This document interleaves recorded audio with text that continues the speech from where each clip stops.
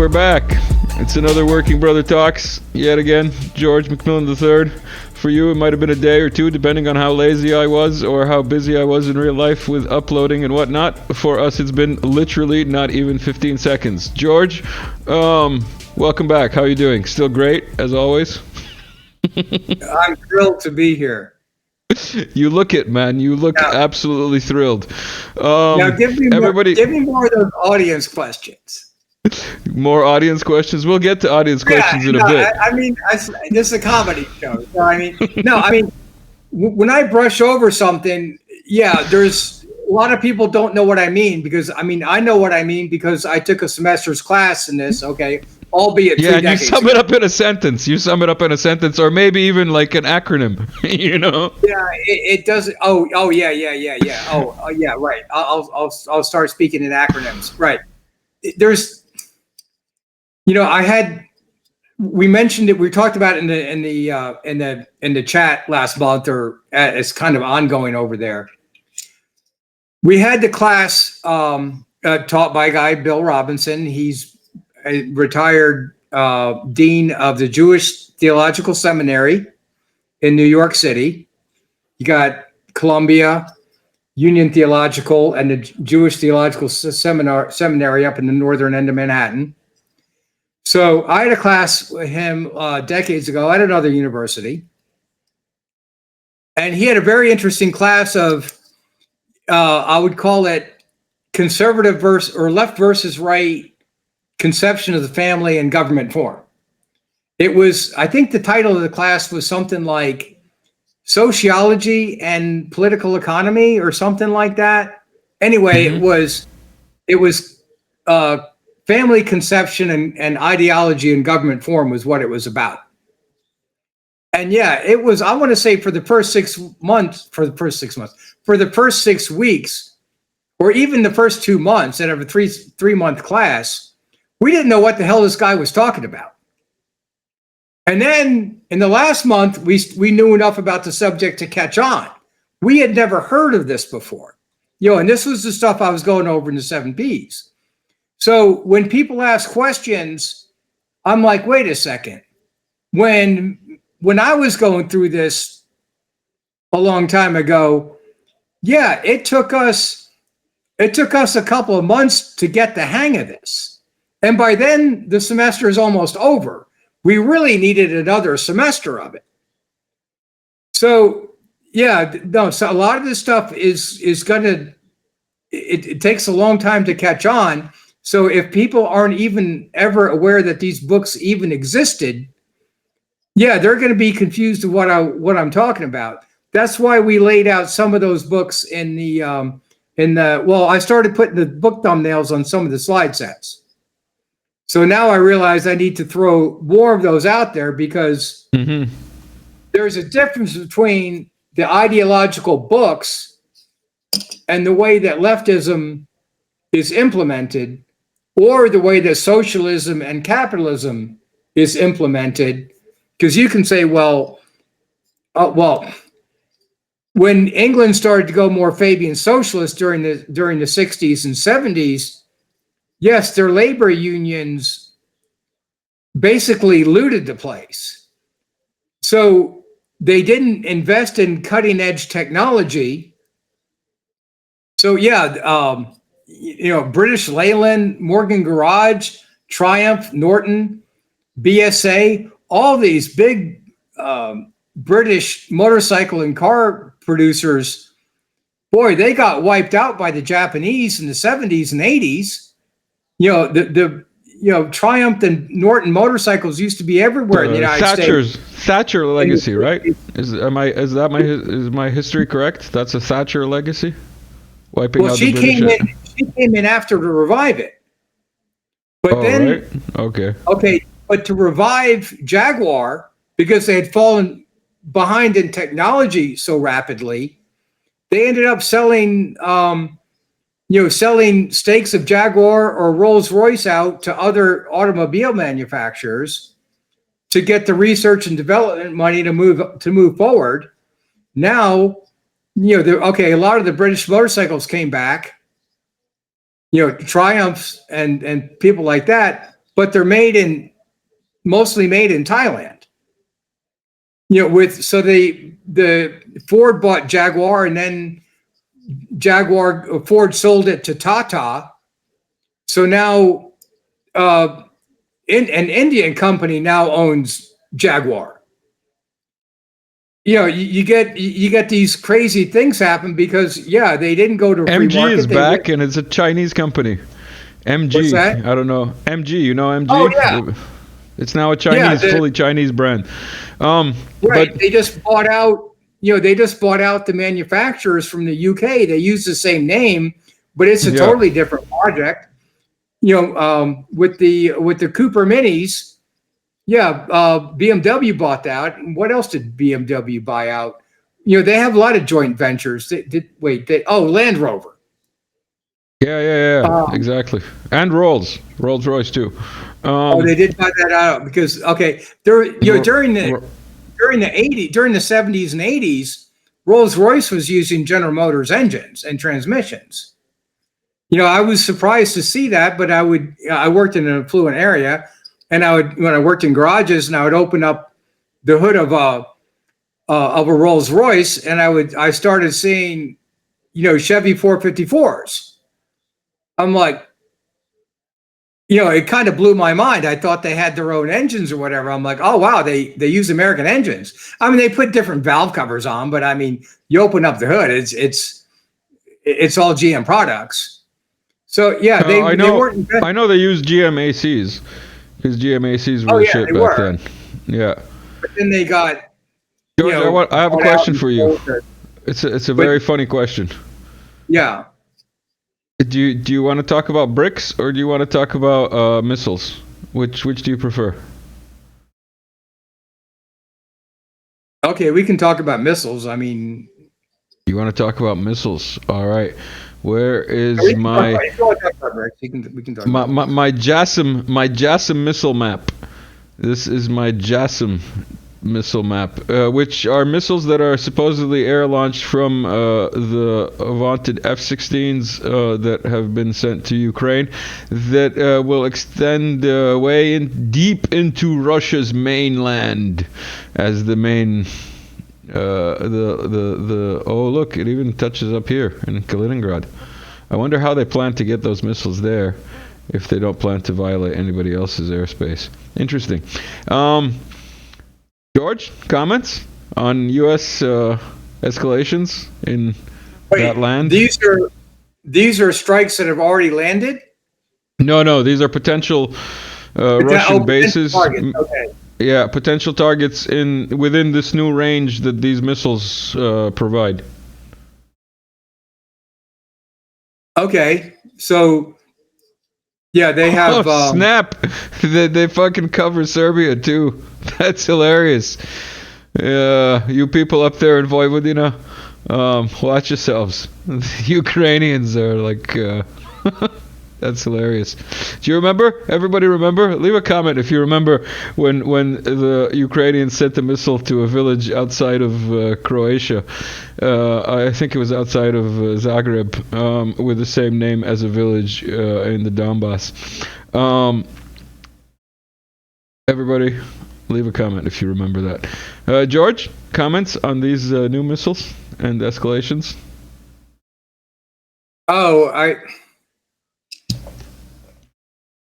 No, not really. It's just the neocons just escalate everything. I personally, I just think the F-16s are just old metal airplanes, and I think they're going to be shot down by the S-400s and S-500s. But one of them already was shot down. Don't we have a I'm meme? not an expert. I think I have a meme somewhere there. One of them was shot. Oh, yeah, I do. There we go. It's called Friendly Fire. Mysteriously crashed. It's called Friendly Fire. This one. It's from True JPG. But yeah, who knows what this is? It's Russian propaganda, obviously, right? Yeah. We will see. I mean, just my. I mean, I'm not an IADS expert. I'm not an electrical engineer. I've never worked in that industry. but I know they're old metal airplanes. They should be trackable by radar and shot down by the S-400s and S-500s. Well, I don't know. That's all I'll say. You can't get me in trouble. You know, I'm not trying to get you in trouble, George. I'm trying to look here through. Where is that save? Why is it not here? I'm supposed to be just talking about academic books.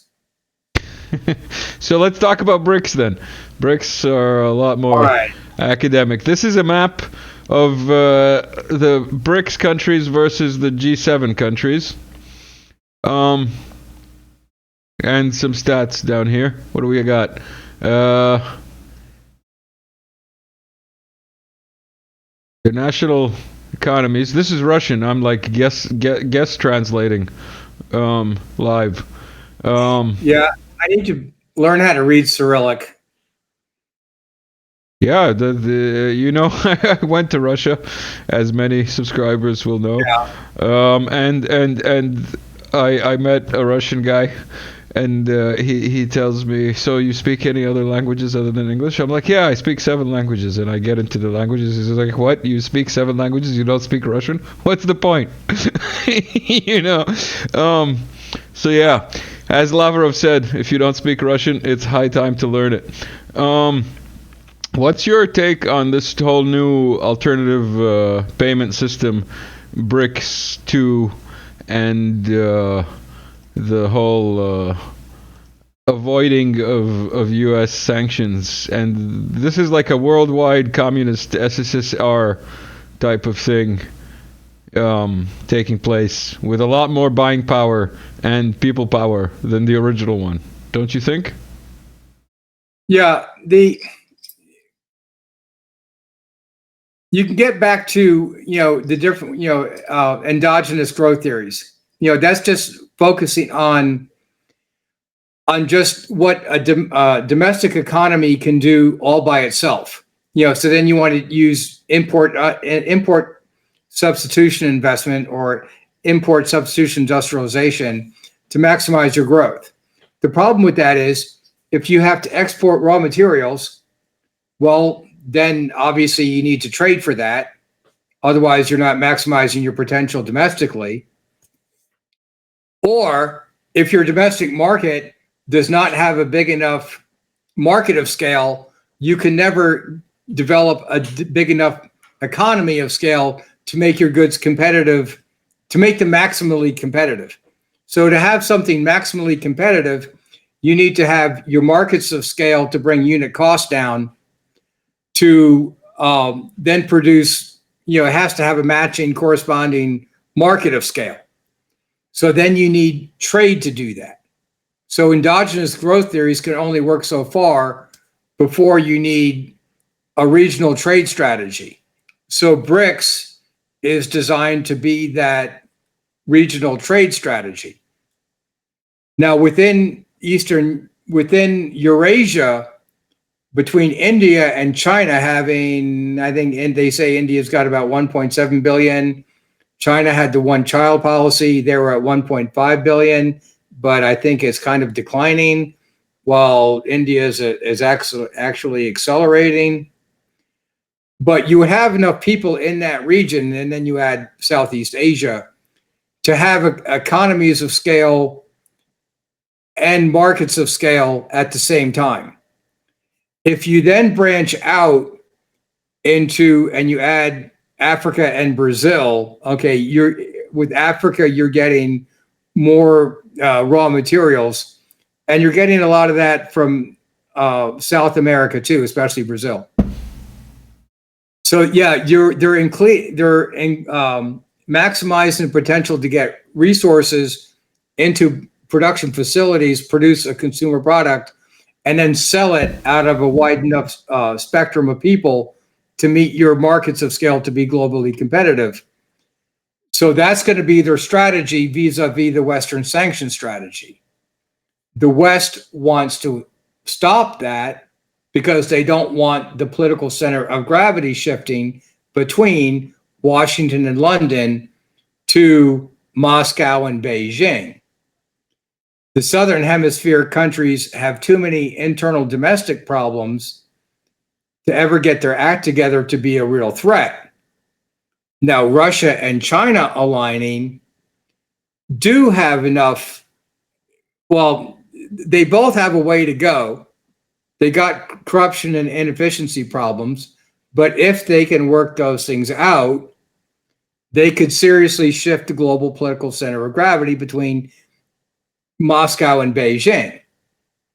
You know, again, we really need to go over the Russian strat plans, but we got so many pressing issues. So yeah, the biggest problems for that to happening is a tradable currency. So I was talking to someone about that just last week, and they want to move to some kind of gold standard. You know, you had the Shanghai Cooperation Organization, the SCO, trying to get a yuan or an RMB tradable currency, but that doesn't really look like it's going anywhere. I don't know. It's got to be some kind of gold back or some kind of commodities international currency for them to trade in. We'll see how that goes. I think I heard some news somewhere that it was going to be like a basket of commodities and some gold, and like I'm not sure. You were talking about Eurasia, and as like, you know, the continental mass here, the heartland, so to speak. Yeah. And we're going to get into Mongolia here in white as not part of the actual BRICS. And that's why it was expected to arrest Putin. We'll get into that joke as well. But as I was looking at this map, I had a flashback of Risk. Have you played Risk? Like the game? You know, with like dice and little figures? You've played Risk? You remember Risk? Time ago. Yeah, Risk and Stratego or whatever those games were back then. I'm really not a board games player. I mean, but I'm just looking at maps here, and I don't remember. Like, I remember always when on every version, because all the maps are a little different, that Asia was always the hardest to control. Like, if you managed to take all of Asia, you were set, basically. But it was always the hardest to get a hold of because it was, one, so large, and two, could be approached from all the different sides. But on a side note, as I was looking for this picture to illustrate this, I came across this newer version where this is apparently Ukraine. I couldn't believe it. That's the first version that I came across. So I had to double check. Was I crazy? I'm not crazy. It used to be called Russia right here. On the original, but apparently on the newer ones it's now called Ukraine. So yeah, this was unplanned, impromptu improv comedy. What can I say? Right. Well, wait, no, they redrew all the countries though. All right, yeah, they redrew all of them because the United States is. But they renamed this one. They renamed it, comrade. Yeah. They renamed it. You understand what that means? This is like, I had to go back. Like, I remember Urals. I remember this being called Russia. I don't remember it ever being called fucking Ukraine. And then I look it up while you're talking, and this map pops up. It took me 2 minutes to find this other map on some like website that like is like the history of the game. You know what I mean? So yeah, history. We're having a 1984 moment here. Well, they have an active imagination. Do you wanna cover this, considering we touched on Ukraine? I think this 5-minute mark thing was something about Ukraine, right? No, that was about Trump, wasn't it? Wait, which one was this? Yeah, go ahead and play that. I'll just play it. Yeah, this was sent in by Eudoxia, right? You had a chat with her, and she had some questions. So let's just play this walls that clip. you don't understand. But Trump was in office for 4 years. Did he turn the entire table upside down? He risked doing that. Say more. You remember that there was this uncomfortable accommodation given to the Central Intelligence Agency at the beginning of his actual term. There was a question about Was he going to question I have a very different point of view than most of my friends who are also, at least nominally Democrats, which is it was a very immoral thing that was done to him. He was asked the question, will you pre-commit that you will accept the results of an election? Now, if you were going to rig an election, you would ask somebody that to begin with, and that's part of the game. And he says, well, we'll see.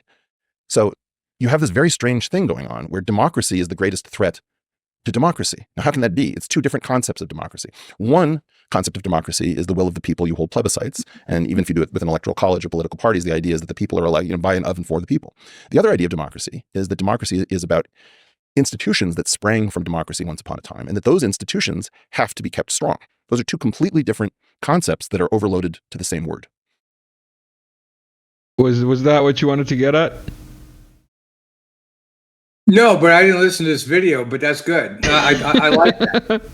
I never heard of two democracy concepts, but like he does point out a good difference in ideas of viewing. Oh, by the way, did we mention that this is a comedy show? Nothing we say here has anything to do with reality. I think we mentioned that. I can't remember whether we said it this recording too. It never gets old though. George? Yeah, it's democracies.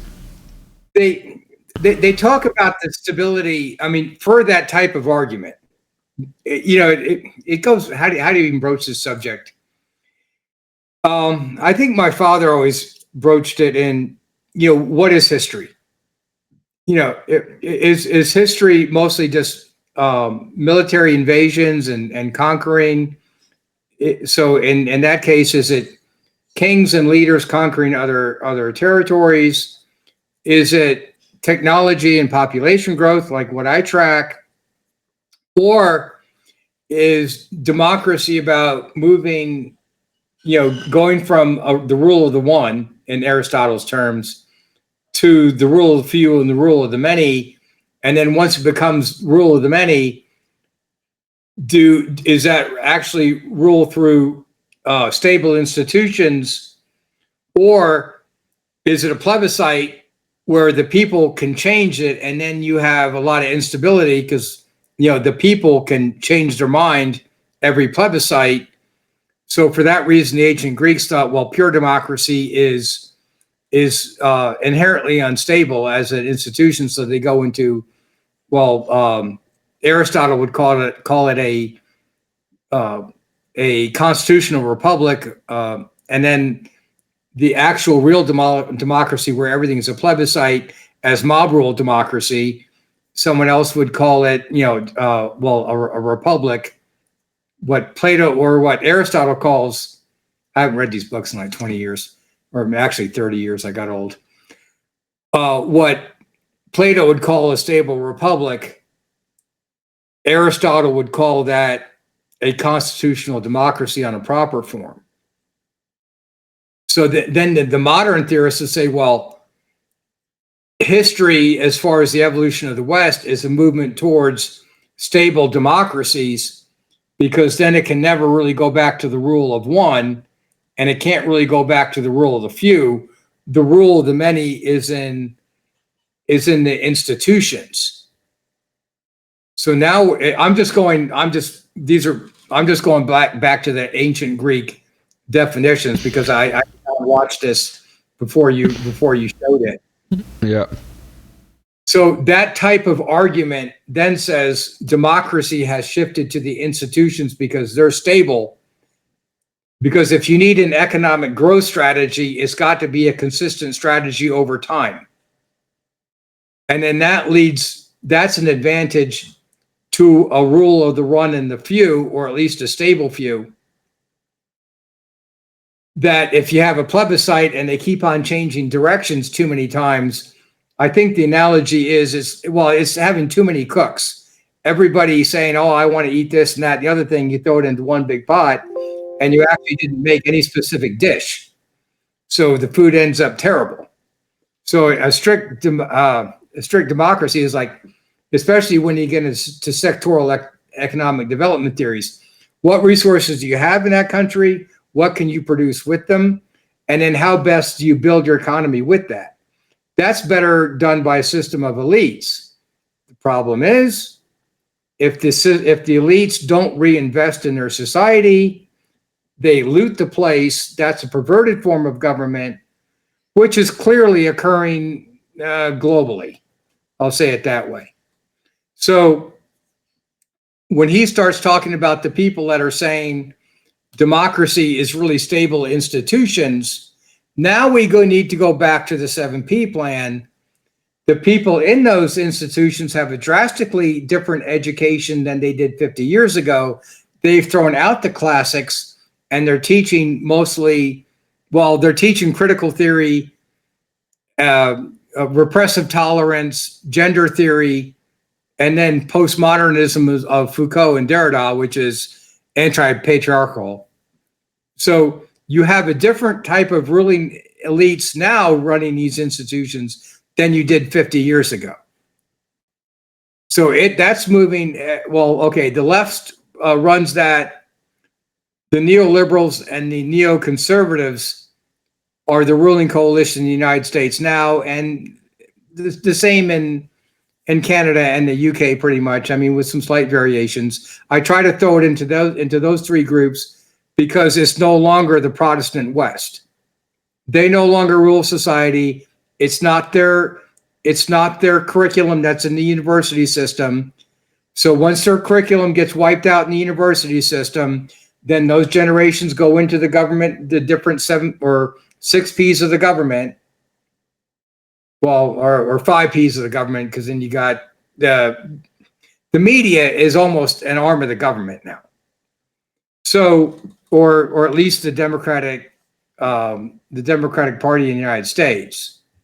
So it's moving to the single party state, and all the different P's are coordinated. So now it's not just respect for the institutions have drastically changed. In the United States, the institutions are run by the DOJ Civil Rights Division. Obama moved them over in charge of all the other executive law enforcement agencies his first term, and moved them over to the other entities in his second term, basically.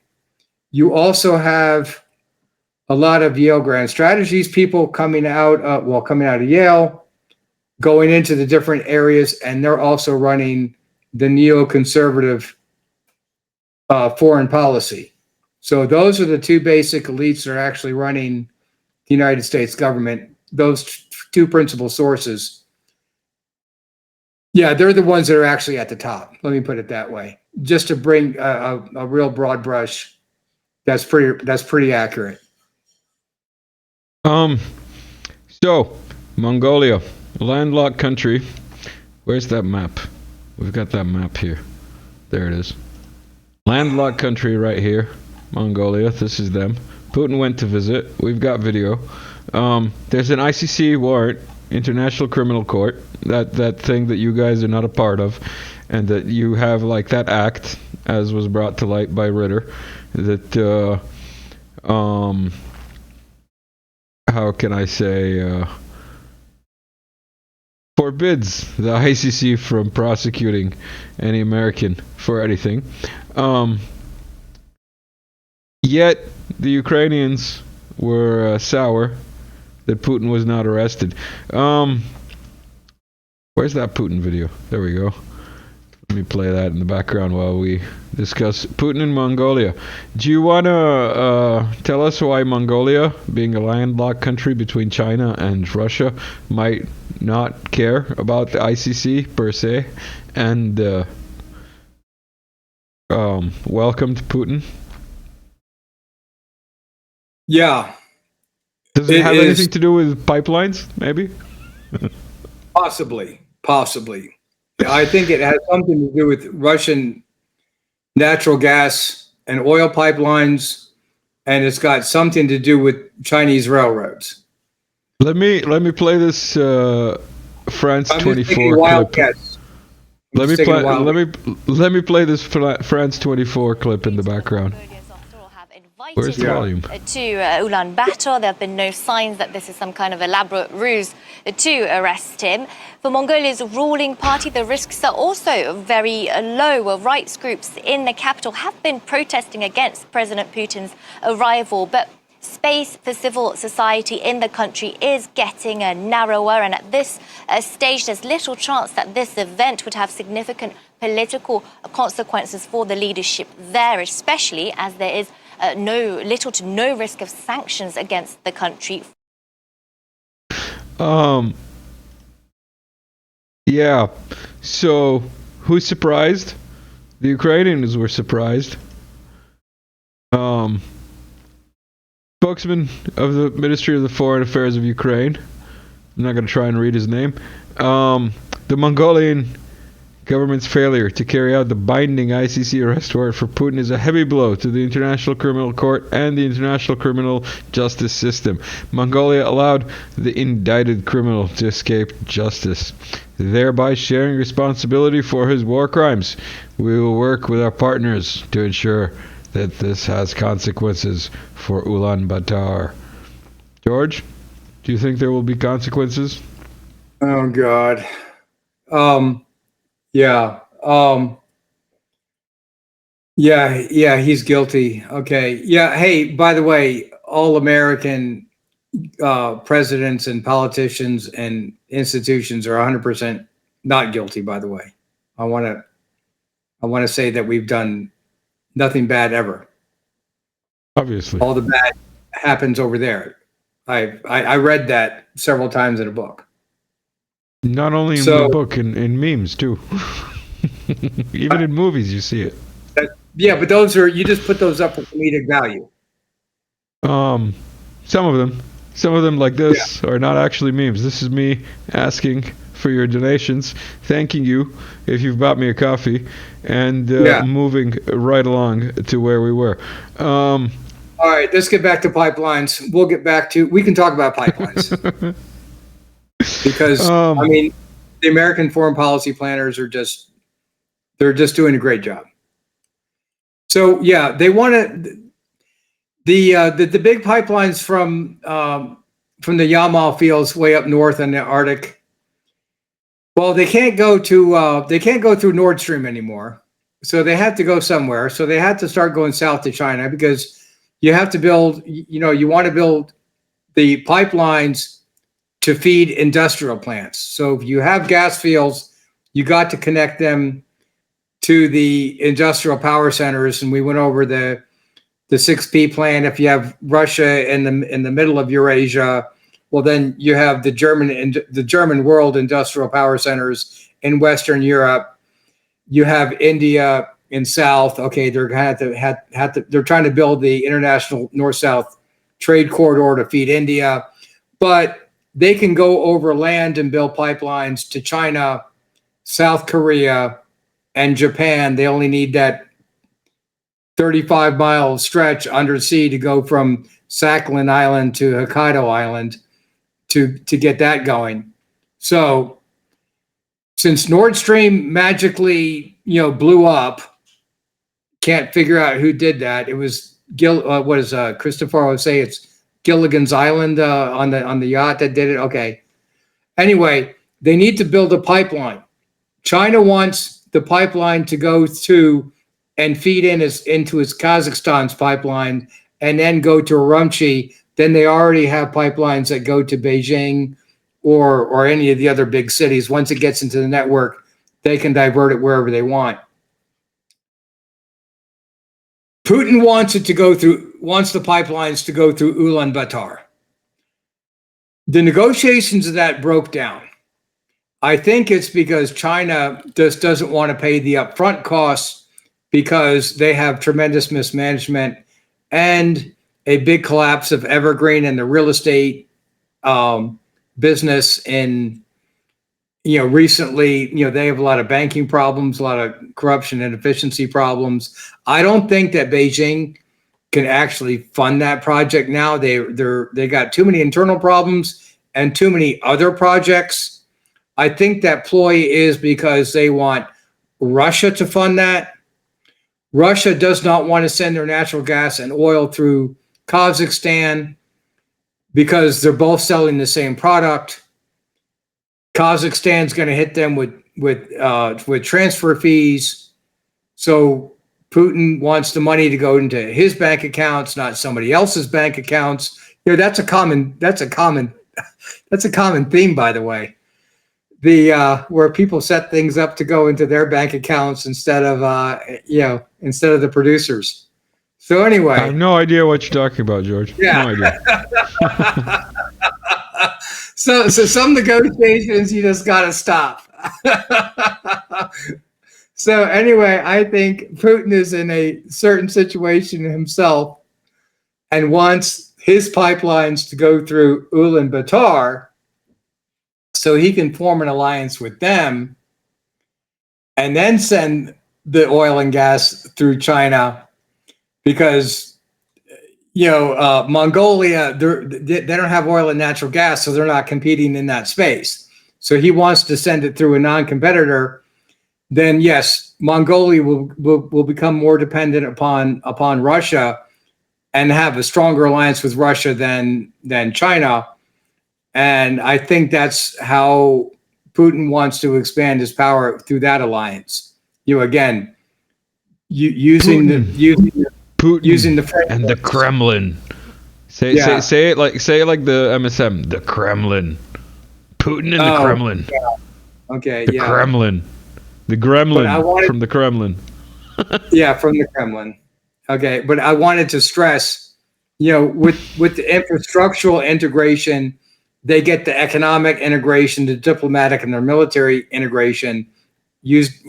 People need to get used to using the dime framework. One thing occurs at a time. So Putin doesn't want to send the pipelines to Kazakhstan because they can't really get that kind of Pomesi and dime integration that they want. They're going to get the full benefit of that if they go through Mongolia. So Mongolia doesn't care about Western sanctions because they're not an export-led growth country dependent on selling their goods to the West, because they're landlocked. They can only be a pass-through between Russia, a commodity producer, and China, a great power. So, fun fact. Yeah. Did you know there's more Mongolians in China than there is in Mongolia? Oh yeah, because the way that they drew the lines, right? Inner Mongolia, outer Mongolia. Yeah. Okay, that's good that you know that, though. I know a lot of things. Things I know that I can't even think to talk about, let alone record for YouTube about. Everybody who's also on Patreon, thank you. You guys, I don't thank enough. I thank the coffee people often, but the Patreons I don't thank enough. So yeah, thank you to the Patreons too. George, we've got more things to get into. It's been, how long has it been that we're recording? 38-ish minutes so far. Do you want to get into some history and history repeating itself, or do you want to get into some dodgy excuses? What do you feel like? Well, you're just asking me questions at random, so just fire away. Let's get into a dodgy excuse first, and we'll see how you handle that one. 2 American soldiers fell out of a helicopter during an operation against ISIS terrorists in the Iraqi province of Anbar. 5 more U.S. Special Operation Force soldiers were wounded during a firefight on the ground. At the same time, the area of operation was actively processed by American aircraft before the landing. This picture has nothing to do with that or the recent Iskander strike in 404. Do you think that this story is forthcoming and honest?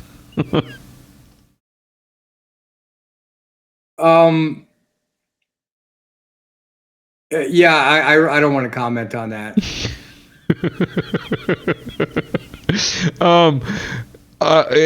This is a comedy show, so this is just a joke. Nobody should take anything. Nobody should take anything we say here seriously. Well, wait. I gotta say the official statement. I can neither confirm or deny that occurred. Okay. Did either the Iskander strike or the helicopter crash occurred? Yeah. We've got all kinds of things here. Let's get into some history. Do you recognize this painting? I knew it looked familiar. This was sent in by Maya. Do you recognize this painting? I don't know the name of the painting, but I recognized it immediately. And it has to do with the Swedes being told to f off from Poltava, then Russia. Soon to be Russia again. Okay. That meme earlier today. All right. Yeah. I read that in the other. Yeah. Okay. And this is basically the Poltava incident, where a hospital jam-packed with soldiers after a Russian strike. Poltava City Council Chief Kaplan admits chaos reigns in central Ukraine region. Video above. This is from, what are they called? Intel Republic. Blah, blah, blah. Lots of Swedish instructors were among those soldiers killed in the Russian strike, allegedly working to train Kiev cannon fodder pilots on Swedish-supplied AWACS aircraft in Poltava. Yeah, where is that? This just happened. It's in 404. Oh, okay. Never mind. And yeah, so they didn't learn their mistake. Do you have any comment about people not learning anything from history, and like being doomed to repeat it? Well, there was one person in one of our Telegram groups that a couple years ago, he was just talking about the European countries. The ethnic rivalries never went away. These things. Boy, they just go on forever. They, I mean, just again during the '90s. I know I said this on the Felix Rex show a long time ago. I really thought a lot of these ethnic rivalries would go away. No, they came back with a vengeance. A lot of them are stoked by proxy wars between the different major powers, and they're artificially stoked. But yeah, they've come back. Well, we were commenting today on, it's not that the internal rivalries don't exist. It's that somehow the most radicalized of people in these groups somehow get just billions of, tens of millions, if not billions of dollars worth of guns and ammo, and an endless supply of it that somehow reaches to their location when they don't have any money to pay for it. So it seems like it happens all over the place, and I just can't figure out how that happens. You have to have a very active imagination. Me neither. For the life of me, I can't figure it out. It's been happening over the years, and it's it's like you say. It's always like the extremists. It's never like the moderates or the normal people. It's always the people who are off the deep end. Somehow they just get tens of millions of dollars of guns and ammo, and then it just repeats. The deliveries just keep on occurring. So in this case, the planes show up and some pilot trainers show up, and I just wanna bring people's attention to this. You can pause it and read. This is from Putinger. The auto translation is a bit off. The medic is livid that apparently school kids are pretty much forced to donate blood to Swedish instructors wounded in Poltava. She brings up the fact that the people under 18 years old are not eligible to donate and asks uncomfortable questions such as, we'll leave that for you to read, o tempora o mores. Unfucking real. Yeah, there's a lot of things that are beyond the reality, basically. Beyond the reality. George? Yeah. 44 minutes in. We've got a couple of memes still to get through. Oh, wait. Nebulator. We didn't read this Nebulator quote. Let me read this Nebulator. Neboj Samalic. He's been a guest several times. The rumor of Swedish instructors is tempting because Poltava is the site of the 1709 battle that basically ended the Swedish Empire, and in which Peter the Great fought not just against the foreign invaders, but the renegade Cossack Ivan Mazepa, lionized in modern Ukraine as some kind of proto-Ukrainian hero, but considered by most Russians Judas reborn. But we don't really have confirmation of any of that yet. Watch for the cluster of obituaries for people supposedly dying in freak accidents. That's how NATO usually launders these deaths. As for the rest, the Poltava school really was a training camp for Ukraine's Signal Corps elite, and Ukrainian death tolls are notoriously undercounted, etc., etc., etc. I'll leave you to read the rest of that if you're so inclined. George, comment? Yeah, they boy, how hard was it to get those Swedish, flight instructors there? Yeah, these old ethnic rivalries just never die. They just don't leave it alone. Yeah, there's always people willing to go there and just re-agitate these wars. No, they fight these wars all over and over and over again. Yeah. All right. We brought up the U.S. missiles. These are Iranian ballistic missiles that are being rumored to be shipped to Russia to use in this SMO. This, by the way, puts things in perspective, because this 1,000-kilometer range is from Iran to Israel, also known as the aircraft carrier that is unsinkable, that Iran really wants to sink. So that puts into perspective the whole Middle East, from Iran to Israel, is less than half of Ukraine. So new missiles from the Iranians. BRICS.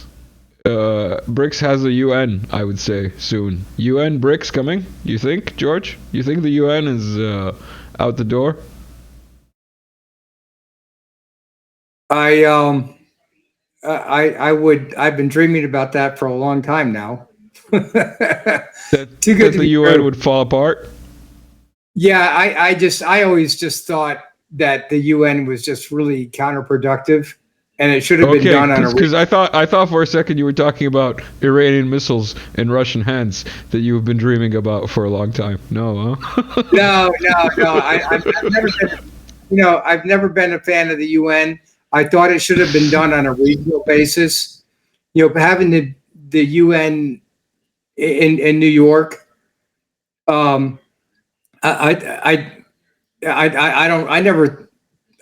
was never really a big fan of it. I know I'm from New York and I'm supposed to be a big fan of that. Certainly the places I went to university, the professors there were a big fan of it. But I just thought that it blocked regional development. And in this, usually I'm a free market Mises highest, theorist. But in this case, I thought the dependency theorists were actually right, that had Latin America try to develop regionally, and they were kind of, if they had a regional market and cooperated internally, they would have built up internally better. But no, their trading routes are still back to the colonial powers. And so the structuralists or the dependency theorists are actually kind of right about that. And I think the creation of the UN actually made that worse.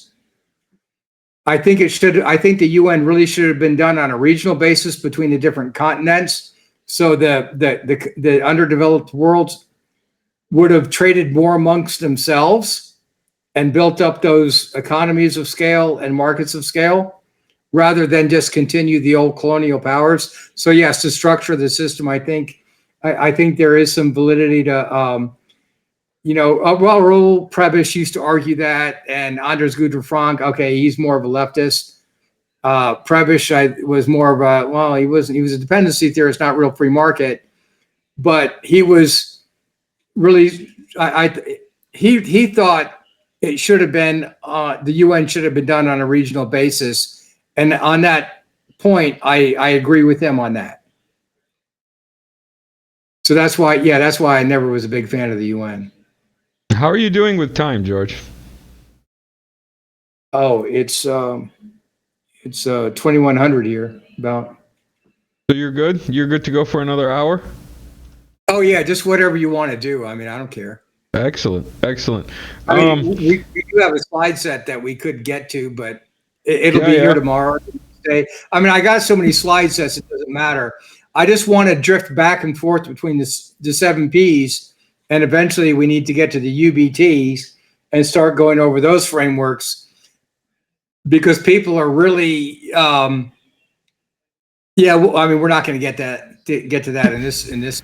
But we want not in this video. Not in this video. I'm just flashing it up to get people excited. I'm just flashing it up to get people excited. People need to understand what my methodologies are and how I'm reaching my conclusions, because I mean, some of the stuff in the comment sections, and I don't fault. They don't know where I'm coming from, because unless you start going through, the stacks of books I've read in different subject areas, and I'm trying to sum down. And some of these books, like I said, okay, you just asked me the question before about, well, we were talking about the 7Ps, and I was talking about Engels, the family, the private property, and the state. I haven't read that book in 3 decades. When you start to talk about the different versions of economic theory, some of that stuff I read recently, some of that stuff I haven't read in decades. But once you start to if you get a free market ideal and you see how stuff doesn't work to that, you can start subtract.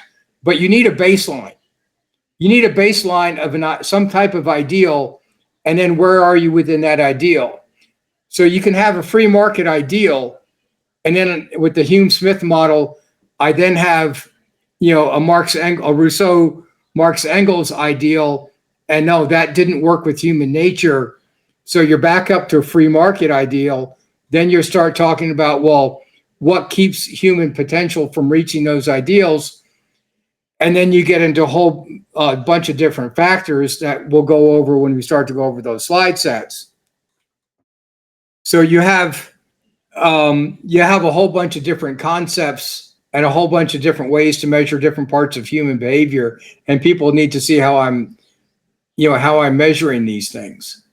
So we want to get to that, then back to the 7Ps, because I'm writing the 7Ps referencing these books and these methodologies. So people need to see what methodologies and books I'm talking about. Then we're going to go back. We got to go back and forth between this and the 7Ps. And then we still need to go back to the 5 power center and 6 power slide set, because those, my geopolitical arguments are based on these methodologies. So we're going to have to go back and forth. Unified behavioral theory and the philosophical of the philosophical and social sciences, and you've got all kinds of things that rational actors would do. Now, I wanted you to take that approach and rationalize actor this image that we get from the Kursk Oblast, where a Ukrainian drone hit directly onto the dome of a church, which later collapsed. And